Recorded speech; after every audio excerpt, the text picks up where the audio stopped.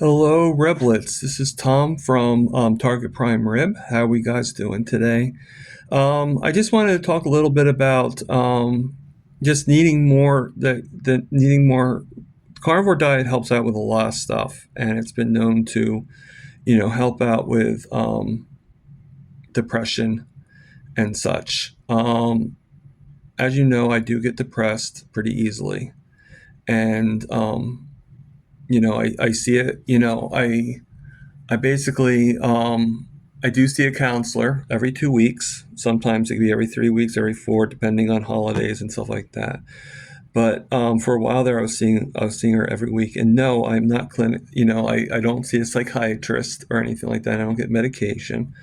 So I know there are people have that are more severe than I am. But unfortunately, you know, I do see the counselor. I don't have, I just see the counselor and that's it. I don't have many medication or anything like that. And even though I've never been diagnosed clinically depressed, I do feel very sad. I feel very, but I haven't in a while. I do on occasion, and sometimes things might cause me to feel this way, but I'm better at it. Okay. And sometimes let's face facts. All right. Sometimes it's situations that get you to feel this way. All right. And, you're put through a ringer and everything. Well, you're going to have, sometimes that ringer takes a toll on you. And let's face facts with me. I had a roommate that, well, let's go before that. And then go back to her. I had bad foot issues. I still have bad foot issues, but they're not the way they were. I had foot issues where it caused me to get diabetic foot ulcers. I had to get operated on my heel a few times, and on my other foot, on my left foot, the other one was the right foot. On the left foot, I had my toes amputated. And if you need to, all right, I don't know if that actually proves it or shows anything, but most people don't have feet that look like that. And there's my other foot with all my full toes and everything like that. Now, I'm not showing you I'm not showing you the full foot. I'm not showing you the naked foot, so to speak. But that is, unfortunately, that is my foot. Okay. I did not have to have that done. If I knew about this soon, people, someone asked me yesterday, do I have any regrets? Yeah. How can you not have any regrets? Yeah, I lost my toes, and yeah, there are people that lose more than just their toes. But to me, that was enough for me to say something is wrong here. I listened to I'm trying to get off this medication. I'm trying, is this my life for the rest of my life? That's depressing. I'm sorry. But when you find out that that you're going to get worse, you sort of get a little, you get a little depressed. Who wouldn't? All of us would. And you know exactly what I'm talking about. But then add her to it, an alcoholic that decides not to even work, decides to stay and become like one of those people that like go into people's homes and they don't leave and they won't get out. And, unfortunately the law protect them. She was there for 5 months before she finally left. It was the only way I can get rid of her. She had to voluntarily leave out the door. And then I had to change the locks. And no one in the apartment complex let her back in. No one. No one wanted her back in at all. So, And I was sort of lucky with that. I mean, not to be mean or anything like that, but I could have lost my home because of her. I could have lost where I'm living because the landlord could have been a jerk. She wasn't. She isn't. They're very, very nice, but they could have said, "Hey, you brought this person in here." And I'll be honest with you, I met her when I worked at the furniture store. Okay, and on the surface she seemed okay, and for the first 2 years she was okay. She still did a few things that were a little questionable, but she was at least paying her rent. She gave the money. She made me very happy, and she made my sister very happy, which was helping me because there was a time for about 5 months, not the same 5 months, but for 5 months, where I had to wait to get approved for disability because it takes about that long for the approval. So for 5 months, my sister was paying half the rent. God bless her. God bless her. I don't know what I would have done without her. And I would put a shout out to her, but she's not really for this way of doing and everything like that. But I do love her. And I could say her name's Carrie. All right. And she's very, she has a very good life. And I'm very proud of her more than you can know. you know um but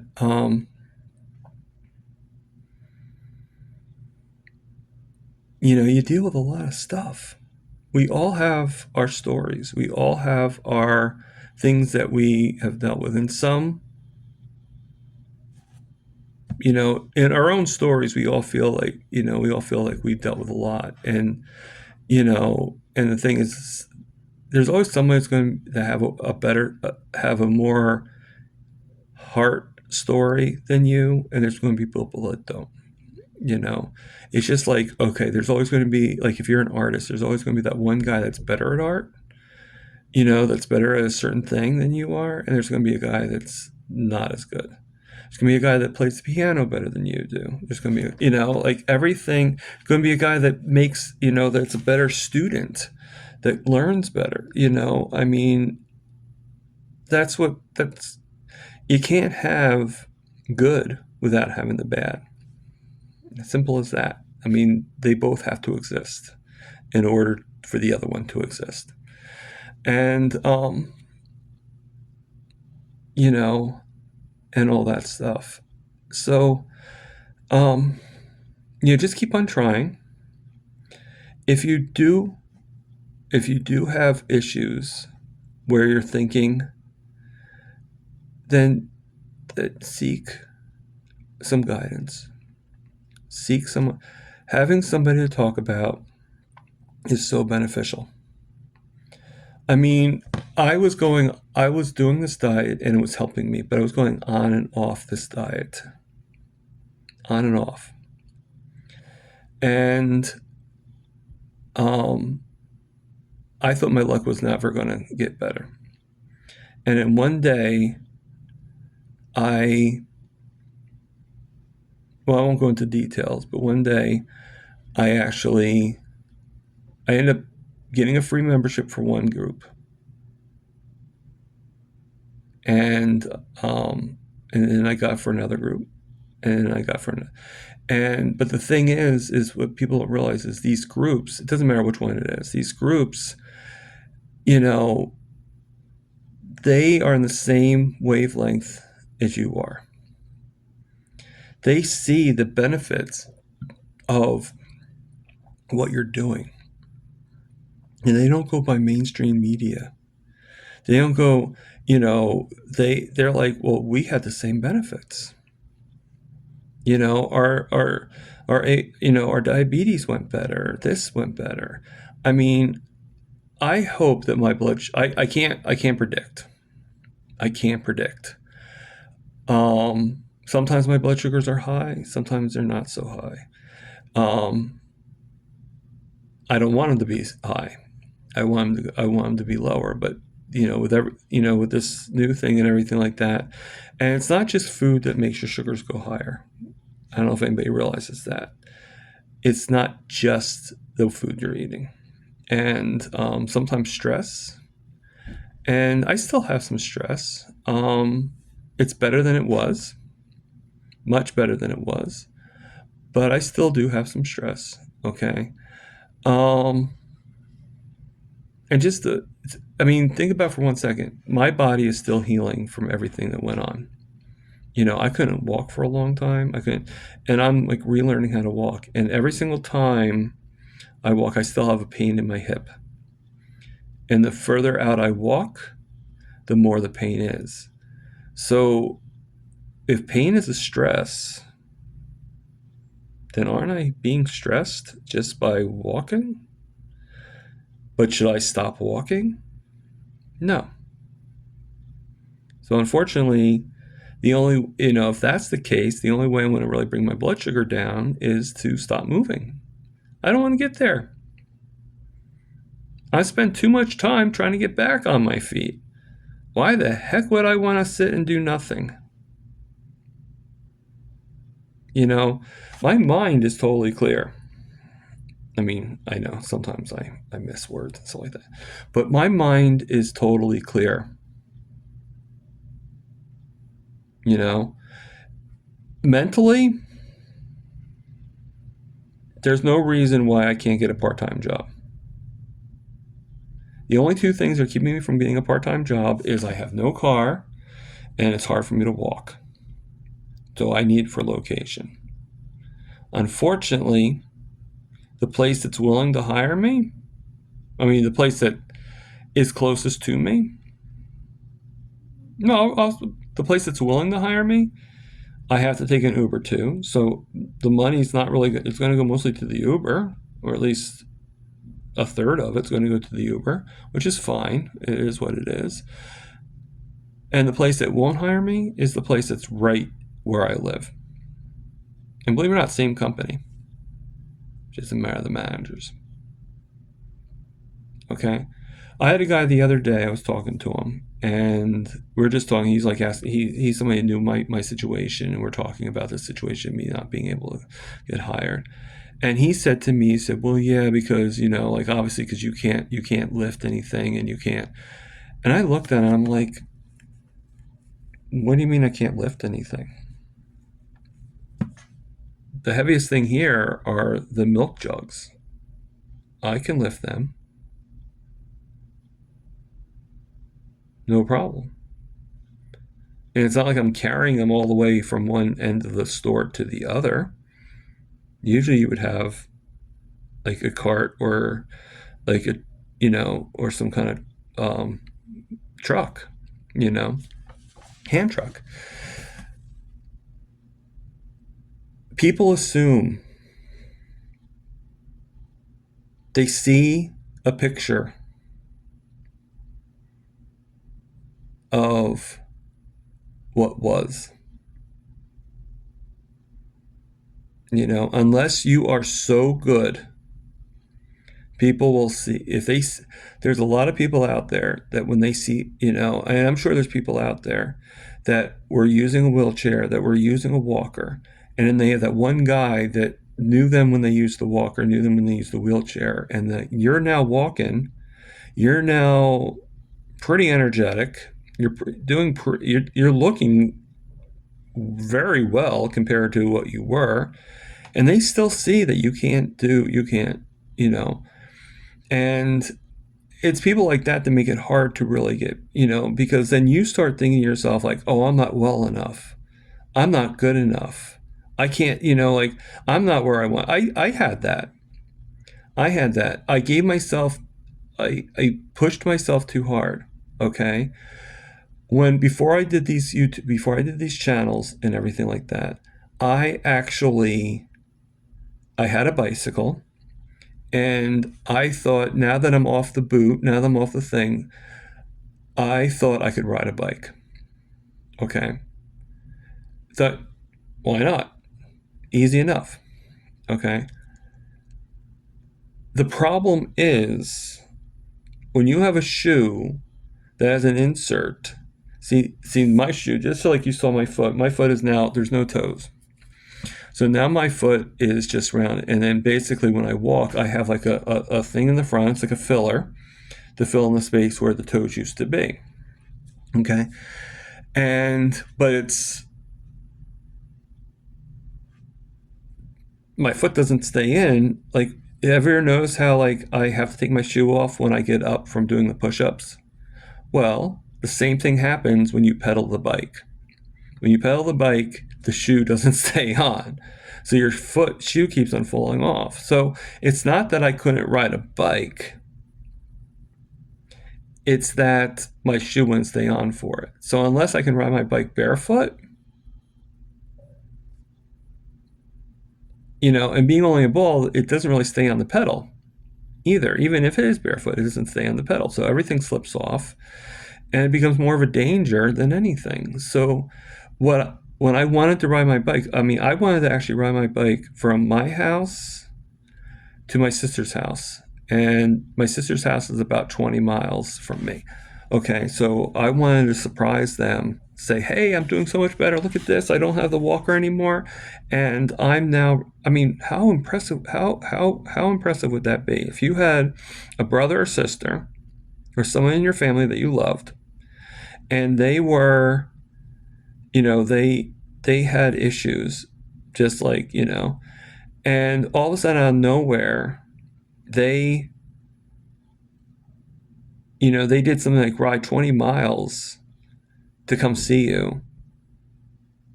You would probably be pretty like, wow,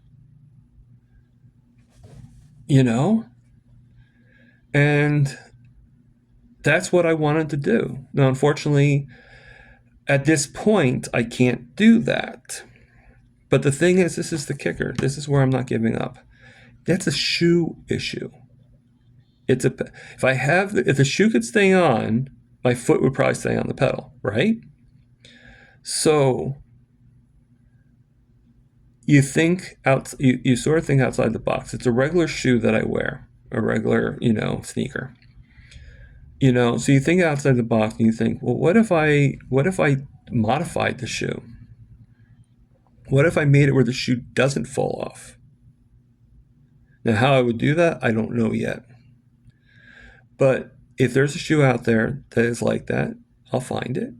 And if I have to modify a shoe I have, then I'll do that. Then I may do that too, and just think of it like just a little engineering, basically. We all do that in life to some extent,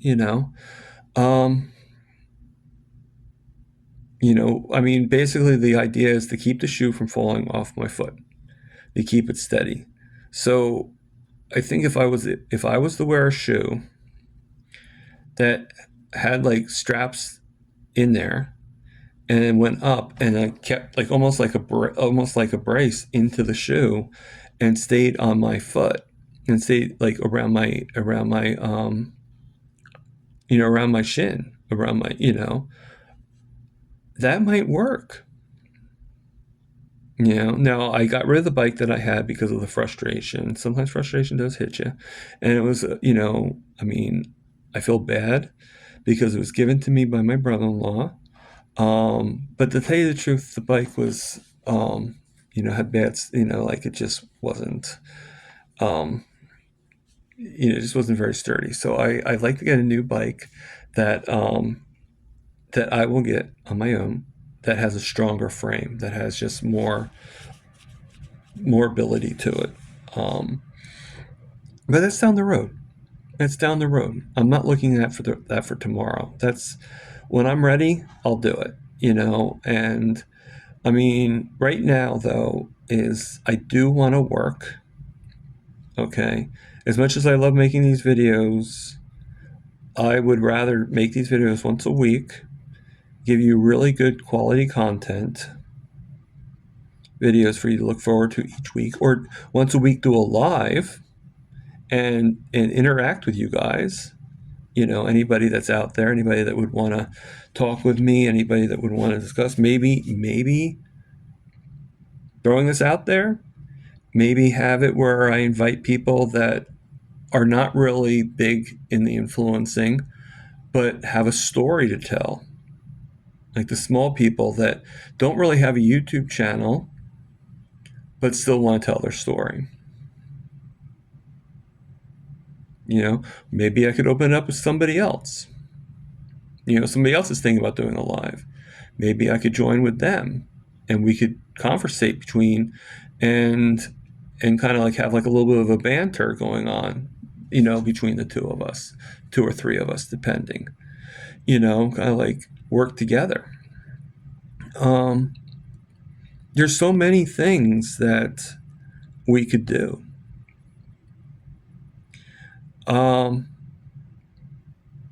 This went longer than I thought. My videos usually do. I have nothing. I have really nothing in my thoughts. I'm thinking it's going to be quick, and it's not. But you know, maybe that's because this world is opening up for me so much. You know, I'm glad you guys were here.